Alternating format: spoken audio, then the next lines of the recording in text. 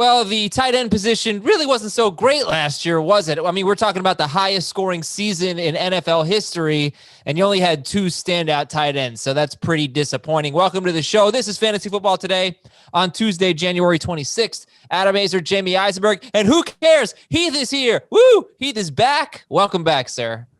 Thank you. It's really good to talk to you, Adam. I missed you greatly the entire time that I was gone. You didn't text me once. No, I didn't. I miss Jamie too, though. I miss Jamie more. I did text Jamie. Well, that's okay. Whatever. I can accept that. I have to do more to get on Jamie's level. Also, you should know that Dave and Jamie did not greet me with the same enthusiasm that I am greeting you with today. What are you talking about? How was your time off, Adam? What did you do? I don't know. I mean, I just babysat basically, and now I need a vacation from that. I didn't do much. You know what I started doing? I started working on the started fantasy points project that I've been talking about since August or whatever. Or no, before that. It's terrible. It's going to take me forever. I don't want to do it, but I think I kind of have to do it. So I've done 1 week of quarterback so far. So that's where we're at with that. 1 week of quarterback? Yeah. I have to do their start percentages for every relevant quarterback for every week and then multiply that by the fantasy points they scored. And then I have to do that. I think I'm only going to do that 13 times up to the playoffs, not weeks 14 and on. And it's going to be bad for quarterback. It's going to be horrible for wide receiver. Oh my gosh. It's going to be quite a project. Anyway, how you feeling about the Super Bowl, Heath? It's going to be exciting. I don't know what to make of the Chiefs' offensive line against that Tampa Bay front. That's a little bit scary, but other than that, it should be a very exciting game. Yeah, my original thought, Jamie, was Chiefs were going to win kind of easily, but we got to give the Bucs some credit here. They might be able to get after Mahomes, and might be difficult to cover all those wide receivers. It's a heck of a wide receiver unit for the Buccaneers. But what do you think now?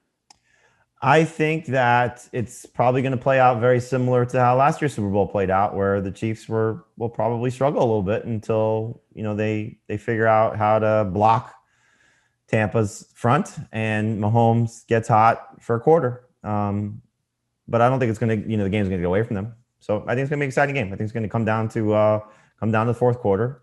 Andy Reid will make some adjustments, and I think the Chiefs still win. But again, I as I said on Monday's show, I'm still not sold on Kansas City as my pick yet. Okay. All right. Well, the best Super Bowl coverage, both from a fantasy standpoint and not, will be on CBS Sports HQ, and we'll tell you more about that later this week and into next week. So today's topic is tight end. We're going to talk about 2020 and, of course, 2021, sleepers, breakouts, busts, all that, but basically our overall thoughts on tight end and summing it up from 2020. I wanted to start with one stat to sum up tight end in 2020. Heath, you were going to come through and give us that stat. Yes, there were 10 tight ends who averaged at least 10 PPR fantasy points last season. Randall Cobb was the number 58 wide receiver in fantasy last year, and he averaged 10.01 fantasy points per game. Okay, so there were 10 tight ends better than Randall Cobb. And how am I supposed to interpret that? The hell is that? Tight end is still awful. Okay. As always, like every year, we're going to do this thing and we're going to talk about several young, exciting tight ends that showed just enough to pique our interest heading into 2021. And we're going to get to June and July and we're going to talk about, there's only 4 or 5 good tight ends, but we've got like a dozen of these young tight ends. And if half of them hit, then tight end could be really good this year. And then tight end's going to suck again. I think this is the year. Fast forwarding to our position preview in August, I'm pretty sure this year we're just going to be like tight ends. I feel like people are convinced now. This was the year we needed. 2020 was the year we needed for everyone to lose faith in tight end. So good job, 2020. You crushed our hopes in the tight end position. It was kind of weird. Like there were a lot of touchdowns at tight end. You had, let me tell you how many tight ends have had 6 or more touchdown catches in the last 5 seasons. 9, 6, 6, and then 12 last year. So you had a ton of touchdowns. You thought that'd be great fantasy production. Well, how about 800 or more yards the last 5 years for a tight end? 6, 4, 4, 5, and 2. So that was kind of a strange thing. You had a bunch of tight ends scoring, enough touchdowns to feel relevant, but really not doing anything in the yards department. So that was kind of weird. Don't really know what to make of that. Probably just fluky, but that's kind of what you were experiencing. Just searching for that touchdown on the waiver wire, or maybe with one of the 2 tight ends you rostered or something throughout the year. Okay, so those are some stats to talk about 2020. I want to remind you that you can listen to our show, Fantasy Football Today, on your smart speakers. Simply say, Alexa, play the latest episode of Fantasy Football Today podcast, or, hey, Google, play the latest episode of the Fantasy Football Today podcast. Actually, say the same thing to either Alexa or Google. I think I read that wrong. Play the latest episode of the Fantasy Football Today podcast. That'll work for you. So, Jamie, what were your overall thoughts on tight end last year? It was disappointing. Some of it injury related. Clearly George Kittle and the frustration that you had there. Zach Ertz and what may have been for him. We just don't know. Dallas Goedert, same thing. Hunter Henry, his injury also. There were some things that happened, I think, that we expected. Austin Hooper taking a step back for the most part. He had a good closing to the season, but we kind of expected going to Cleveland wouldn't be as good for him. But I do think that there is, I get your pessimistic view of it, and I understand it. I'm sure a lot of people are going to feel the same way. But there are some guys you can look at and say, okay, I like this situation. I like this potential of this guy, and it was nice to see TJ Hawkinson take a step forward for a part of the season. I think Noah Fant's going to have a better 2021 than a 2020 season that he had. I think Dallas Goedert getting the opportunity is going to be exciting for him. I'm curious to see where Hunter Henry and Zach Ertz go. So Irv Smith is somebody that I'm going to take have a lot of stock in. I'm excited about his situation. He's drinking the Kool-Aid. But I think that the thing is that it's when you draft these guys. Yeah, right. Looking at ADP the last couple years, you get to the rounds 6 through 8, a lot of busts. Like 2 years ago, you had that round 5 and on. You had that OJ Howard, Evan Ingram, Hunter Henry group, and then Eric Ebron, who ended up being good. Jared Cook, David Njoku, Vance McDonald. A lot of busts there. Then this past year, 2020, Zach Ertz was round 4. Then Darren Waller was round 5. Obviously, is one of the best picks in fantasy. Hunter Henry, Tyler Higbee, Evan Ingram, Jared Cook, Rob Gronkowski, Austin Hooper. That was through round 8. So if you see Jamie Noah Fant going in round, I don't know, where do you think he's going to go? 6, 7? He went late in the drafts we did. I don't know how fair of a barometer it is because, we're doing this basically blindly without rankings, without projections, and, in an old draft room for the mock drafts that we reviewed. But in the PPR draft, I thought Fant, or maybe it was a half PPR, Fant went in round 7. I think that's probably where you're going to start to see those guys start to go. Now, I don't think that's a bad spot for them. Okay, that's what I was going to say. Is that where you become where's Herb Smith? Herb Smith's more later. I think I took Herb Smith. I took him in one of them. It might have been this one just because I have it open. So I took Herb Smith. Round 9. In this one? PPR? Yeah, round 9. Mm-hmm. And you can push, at the very least, you can push all these back a round or 2 because of the rookies. I think Herb Smith's probably, are we rookies assuming Kyle Rudolph? Rookie running backs and wide receivers, you mean? Right. Yeah. Right. Okay. That makes sense because they were not in this draft. I don't know. I guess, right. You can make the case for a lot of players and get excited about them like we do every year, but when are you willing to take them? Jamie took Herb Smith in round 9. Noah Fant went around 7 in this 12-team PPR league. Heath, what are your thoughts on the sort of promising but unproven guys? Yeah. I think what we've seen the past couple of years is if you can take Travis Kelce, George Kittle, or Darren Waller in probably the first 2 rounds, but Waller might be in the 3rd, do it. Otherwise, wait until round 9 or 10. And I think Dave said this last year, draft a couple of them and hit, because there were some guys, if you look at just the finish of the season, Logan Thomas finished the year as a number 3 tight end. Robert Tonyan was number 4. There were some guys that came from out of nowhere. It just wasn't really the mid-round guys. Logan Thomas, man, his finish was so strong. His last 7 games, including the postseason. He was on pace for 107 catches, just short of 1,000 yards and 7 touchdowns on 144 targets. This was on a team that was 25th in scoring, 25th in passing yards, 28th in passing touchdowns. So yes, there will definitely be some players we're excited about. What are we making mistakes year after year at tight end? I think, Heath kind of alluded to that, but are we just getting too excited about young players or putting too much stock in touchdowns? Like what mistakes are we fantasy managers making? Underemphasizing the difference between Kelsey, Kittle, and Waller and everybody else. But that's been the case for years, though. I mean, you think about it. It was Gronk and Graham for how many years? That duo. It was Tony Gonzalez and Antonio Gates, and then the field. It's kind of always been this way. It's a matter of where do you find the second tier guys, and like you said, Heath. We got Tunyon and Logan Thomas to come out of nowhere. The year before it was probably Gesicki, and how he finished the season in 2019. I'm sure there's probably another guy or two that we're missing.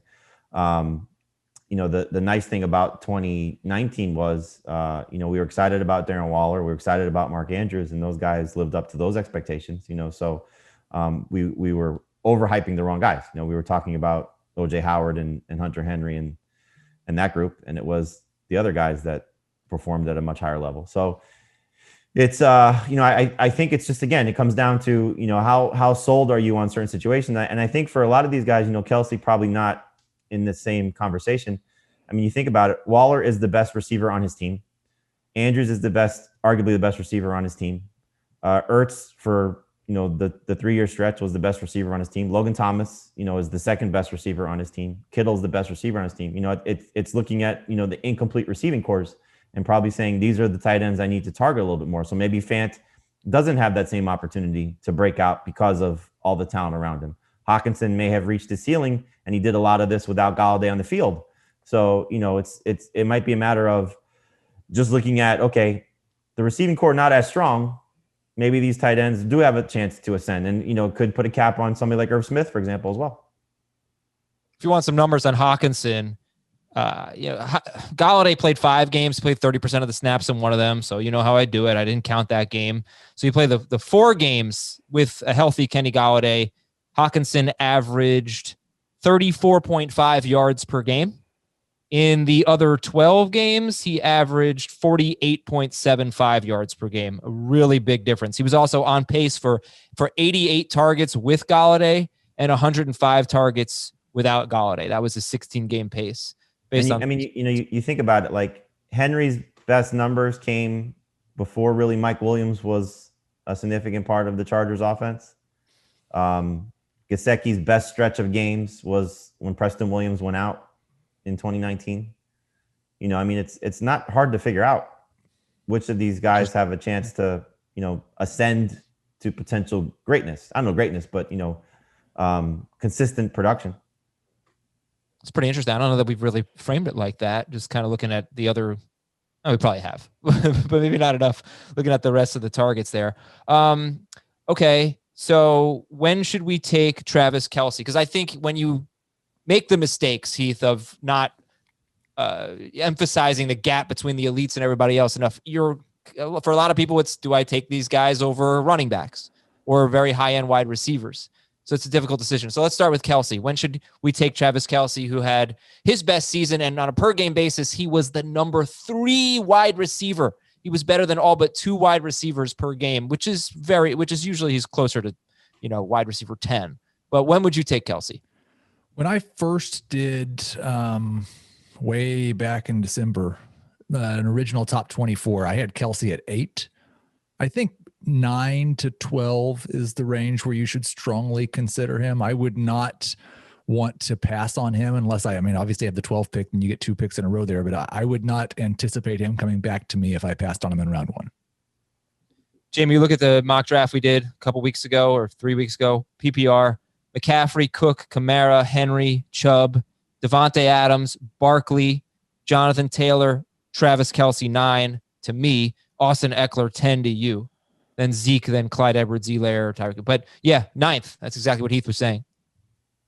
I'm in total agreement with it. I think you could start to consider him as early as 7. You can make a case that he should be drafted ahead of Devontae Adams, just based on what his position is by comparison to what the position Adams plays. And I think once you start to get to the back half of the first round, you have a general idea. And certainly when we get to August, you have a general idea of, okay, there's 5 to 10 running backs that you could potentially say, I'm going to take in the second round, and it just depends on how much you value those guys and how much you like them. So, if you're not sold on running back 6 through 12, then take Kelsey and take one of those running backs in the second round, or avoid running back in general if you want to go that route as well. I do think it's interesting. Like, Chris is pushing this idea. Chris Sauer is pushing this idea of 3 tight ends in the first round. And if you go back to last year and you would have done that, you would have hated yourself, because Kelsey would have been fantastic. And you would have taken either Ertz or Andrews potentially as the third guy, because he was in the mix with Waller. It wasn't a slam dunk. So but Waller was a lot better this year than anyone was. Then, well, let me just check. Waller averaged 17.5. Yeah, Waller was a lot better this year than those guys were last year. Okay, so go back 2 years ago when they all set records. When it was Ertz, setting the catch record, and Kelsey was amazing, and Kittle had an amazing season. Yeah, I think you would have been disappointed. They all took a fairly big step back in 2019, but they all had pretty good years. Kelsey averaged 16 fantasy points per game. That's very good. Kittle averaged 15.9. He missed 2 games. But in 2019, those guys were awesome. Ertz was 14.4. That's not worth a first-round pick, even at tight end. Yeah, I just think it's, the second round, and it's going to be the back end of the second round, I think, based on what my expectation of the average draft position. I don't think we're going to see, like, Chris took Kittle with the second pick in round 2. I don't see that happening very often. I don't think we're going to see Waller. And as of now, I like Waller second, because I just don't know the quarterback situation in San Francisco. So once we get a quarterback, cemented in place, for the 49ers, then I'll probably put Kittle back ahead of Waller. But my initial rankings, as Heath referenced, coming off of the season, I had Waller second, not because of the production, but because just the quarterback situation. At least I know right now Derek Carr is the quarterback for the Raiders. I think you're going to see those guys at the back end of round 2. And I think they should be drafted in round 2, but I don't think they're going to go early round 2. And I definitely don't think you're going to see them go in round 1. Okay, Heath. Aside from Kelsey. Round 1 for Kelsey. What about for you for Kittle and Waller? And who do you have ranked ahead? I currently have Kittle. I think Kittle and Waller are closer to each other than they are to Kelsey. I think Kittle's a middle of round 2, and Waller's probably. I wouldn't be surprised if Waller ends up at the top of round 3, but I think he's a late round 2 pick is where I'd be pretty happy taking him. And the nice thing about that is, if that's the way it shakes out, then just about everybody is going to have a shot at one of those elite tight ends. So that's true. So what do you make of this with Darren Waller? His first 11 games, he had 542 yards. His last 5 games, he had 654 yards. So does that matter to you at all? It started with that 200-yard Jet game. And then after that, he went 200 yards, 75 yards, 150, 112, 117. That's how he finished. But before that, his first 11 games, he's on pace for 788 yards on 131 targets. Very weird. He averaged like almost double the amount of yards per catch, basically, in those last 5 games. Not quite, maybe more like 40% more, but crazy. Anyway, like, Heath, does that matter to you, those splits? It was pre-bye? No, it was 11 games, including their bye. I don't think they had that late of a bye. No, their bye was week 6. I'm just looking at Josh Jacobs' game logs, because they ran the ball a lot better in the first half of the season. In the second half of the season, their run game fell apart. That was 11 games of, a lot of catches, a good amount of touchdowns, but very disappointing production per target. And then 5 games of best tight end in NFL history, basically. Like Tyler Higbee, I don't think we should expect those 5 games to be the norm moving into the new year. Like, that's part of it. As far as how bad the pace was in the first 11 games, there were some weird games in there. They had the terrible weather game against Cleveland where nobody threw the ball. They had the game against the Patriots where they just completely took him out of the game. There were some weird things. I think if you're looking at an expectation for Darren Waller, it's in between the 1,200 yards he had and the 750 he was on pace for. So that's one of the reasons why I don't agree with the idea of putting him in the same category as Kelsey and in that first round discussion. But I still think you're looking at back-to-back seasons with 1,100 yards and 90 catches. We don't have to parse it too much more than that. Yeah, Jacobs got hurt in week 12, didn't play in week 13. It's almost like that's exactly where it coincides. Well, that's okay. That's pretty interesting and something to keep in mind going forward. But it's also, again, like, look at the receiving core. If Nelson Aguilar is your number one receiver, you're probably going to lean on another position to help you out. Aguilar was great. Are you worried about Ayuk and Debo and Kittle in that regard? I mean, you have to be a little concerned because Kittle's greatness, and he's great, don't get me wrong, but his greatness came when their receiving core, their top receiver was Dante Pettis. So he was amazing still with Debo, but we know Debo was a rookie learning his way and didn't have great production. But now you have Debo and Ayuk seems to be a legitimate talent. So is he going to be at that same level of production? I don't know. I think the quarterback will determine that. I'm not shying away from Kittle because of it, but I do think that if you're comparing Waller and Kittle right now, who has an opportunity to get more targets, you have to say Waller.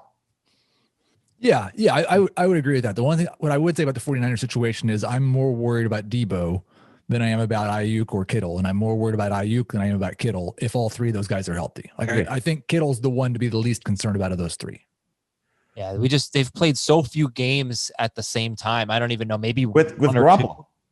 With Garoppolo, right? It's just there's not a lot to go off of there. Who's tight end 4, Heath?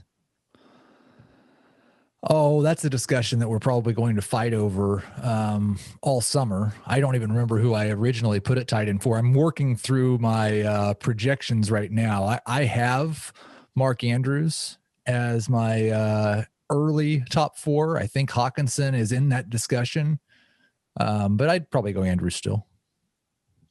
Jamie, who you got? Yeah, same, Andrews. I think you go back to the hope of him being the guy that he was in 2019. 2020. That Jackson is back to that level as well. And actually, I'm sorry, back to 2019. I apologize. Where he was, clearly a better end zone producer, better scoring, did a better job at finding the end zone and scoring more touchdowns. But I just feel a little bit more secure with him. Again, it's looking at the offense. What else is there?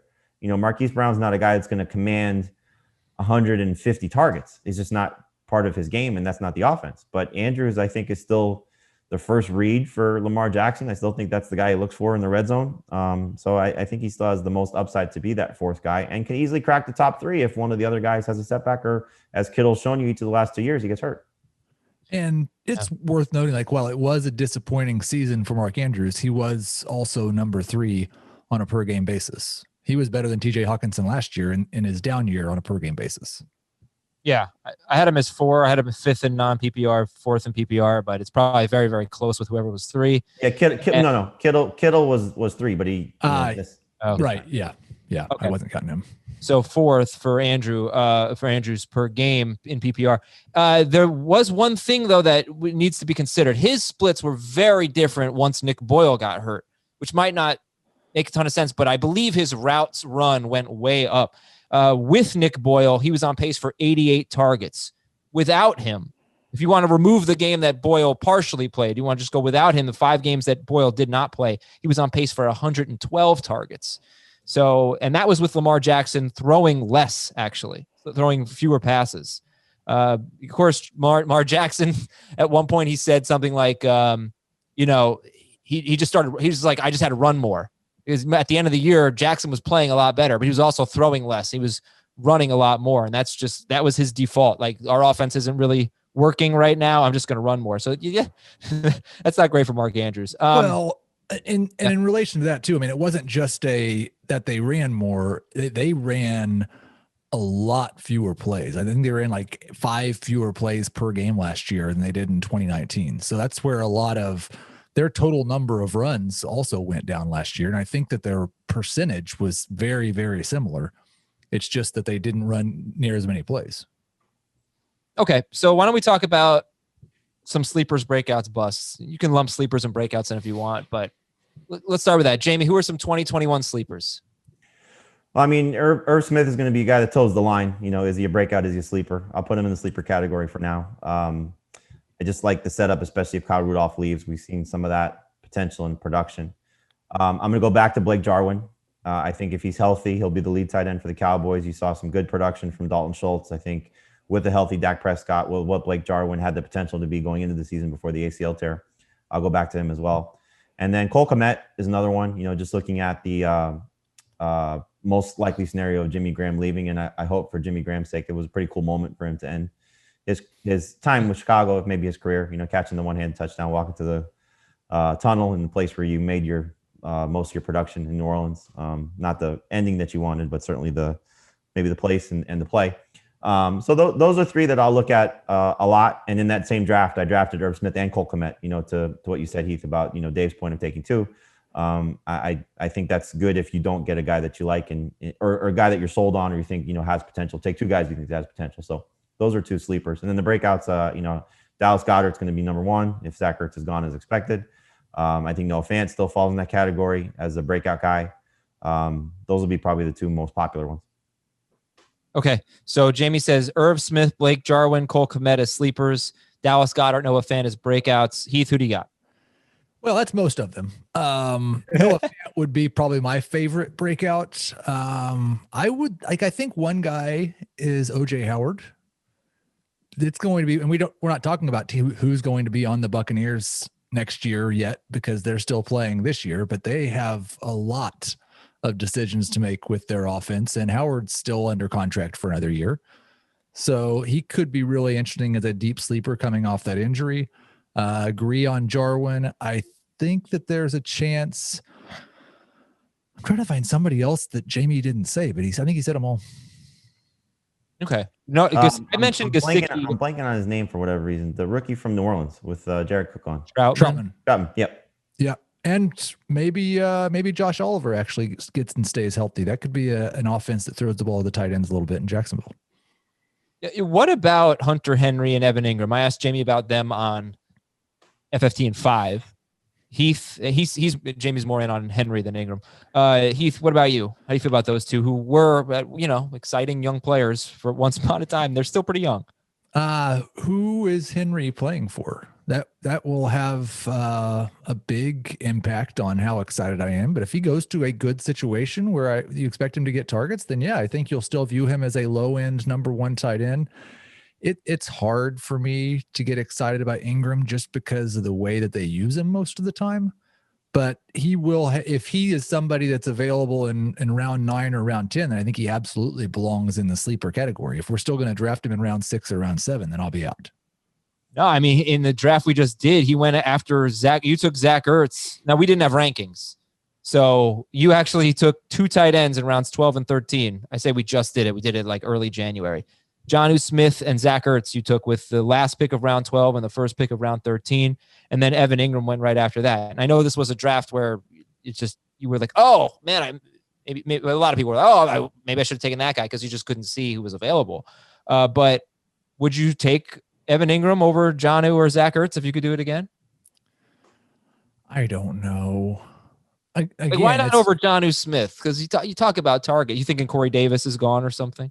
Well, Jonnu Smith could be gone, and Corey Davis could be gone. We don't have any yet. And that's one of the things that I noticed going through this. Like, there's a lot of question marks as far as who's going to be on whose team this year. But I think Ingram belongs in that same conversation with those two guys, depending on where they all are. Well, Ingram could be replaced. I mean, every mock draft you see, the Giants are taking Kyle Pitts. Oh, no. You kidding me? Yeah, you've seen it several times. I've seen it several times. I would guess Jamar Chase would have to be off the board at that point at 11 because they need a wide receiver much more than a tight end. Yeah, Kyle Pitts will be a really exciting rookie, and Jamie's in love with him, so just get used to it right now. I mean, what's not to be in love with him? It's not about where he went to school. That's just a bonus. He's pretty awesome for sure. All right, so there will be some fun late round tight ends for you.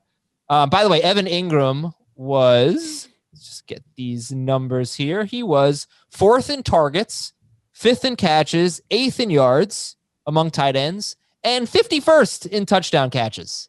He had 1 touchdown catch on 109 targets. Oh my gosh. It's pretty impressive. If you would have said before the season he's going to be top 5 in targets, he would have been a top 5 around 5 first 5 rounds he would have been taken. Quite possibly. The Giants, though, they are an offense to probably run away from. They ran the 3rd fewest plays in the NFL, and that wasn't because their defense stunk. I just think that's their philosophy. So that's not good when there are a lot of mouths to feed on an offense that doesn't run a lot of plays. All right. I think that's pretty much it for tight end. I have a feeling we'll talk about tight end a little bit more before you draft in 9 months or whenever. Or when is it? 7 months? Who's counting?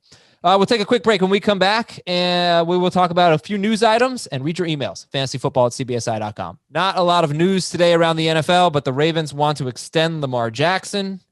The Texans are set to interview Leslie Frazier, who's the Bills defensive coordinator, Baltimore assistant head coach David Culley, and Jim Caldwell, who was the head coach for the Colts and the Lions, and pretty successful at that. That's the guy they should hire.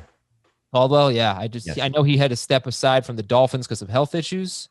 Hopefully those are resolved, but very accomplished head coach. This was interesting. I saw on CBSSports.com. The reason the Bucks are hosting a Super Bowl this year is because of weather, because of rain. Back in 2017, the Los Angeles Chargers and Los Angeles Rams announced that the opening of their new stadium was going to be delayed a full year, citing record-setting rain. And while Super Bowl 55 was still several years away at that point, the NFL requires stadiums to be open for 2 years before hosting a Super Bowl. So the league was forced to move the big game to Raymond James Stadium in Tampa. So this Super Bowl was supposed to be in Los Angeles, but because of rain, delayed the construction of the stadium. It's in Tampa Bay.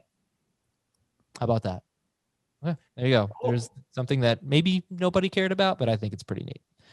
Time for emails, fantasyfootball@cbsi.com. Send them in. Of course, Apple Podcast reviews. If you give us an Apple Podcast review, we will read it on the show. 5 stars and a question.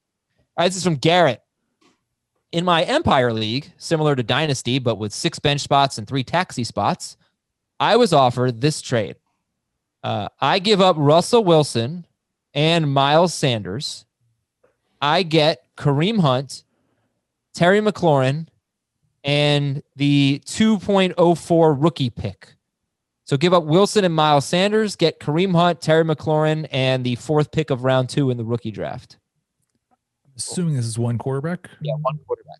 Hate it. Now, he does have Dak and Wilson and Tua, but I not like this at all. Downgrade at running back. Yeah. You are getting the best player because McLaurin's the best player. Is he? Are you taking McLaurin ahead of Miles Sanders at this point? In Dynasty, absolutely. I was just looking and the Dynasty trade chart, and it hasn't been updated for a month, but yeah, I had McLaurin over Sanders, and I definitely have Kareem Hunt over Russell Wilson in one quarterback league, I think. So if you're getting a 2nd round pick as well. I hate it. I don't think it's kind of just, replacing spots. You said he has Dak, right? He does. And Tua, you said, right? He also has Michael Thomas, A.J. Brown, Amari Cooper, and Cortland Sutton. You can never have enough great wide receivers in Dynasty. All right, but you also can never have enough great running backs. No, maybe know. Miles Sanders isn't great, but I have Christian McCaffrey and a bunch of junk. And if I had a healthy Christian McCaffrey, I bet I would have won the Dynasty League last year because of my receivers. Okay, but he doesn't. I don't know what that means. Yeah, he already has. You want receiver capital in Dynasty Leagues. All right, so you're doing this trade? Yes. I would do it. Okay.